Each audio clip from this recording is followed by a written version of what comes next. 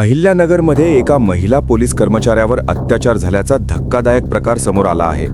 प्रेमाच्या जाळ्यात अडकवून खासगी फोटो आणि व्हिडिओ सोशल मीडियावर व्हायरल करण्याची धमकी देत आरोपीने वारंवार अत्याचार केल्याचा आरोप आहे। या प्रकरणी नगर येथील तोफखाना पोलीस ठाण्यात आरोपीविरुद्ध अत्याचाराचा गुन्हा दाखल करण्यात आला आहे।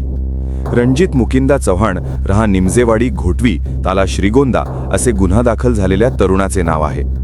पीडित महिला पोलीस कर्मचाऱ्याने दिलेल्या फिर्यादीनुसार मार्च 2019 पासून ते 26 फेब्रुवारी 2026 पर्यंत हा प्रकार सुरू होता। अहिल्यानगर दौंड रस्त्यावरील बाबुर्डी बेंद परिसरातील एका हॉटेलमध्ये ही घटना घडल्याचे समोर आले आहे। आरोपी रणजित चव्हाण याने पीडितेचा विश्वास संपादन करत तिला लग्नाचे आमिष दाखवले। त्यानंतर तिचे खासगी फोटो आणि व्हिडिओ काढून ते सोशल मीडियावर व्हायरल करण्याची तसेच तिच्या कुटुंबियांना दाखवण्याची धमकी दिली।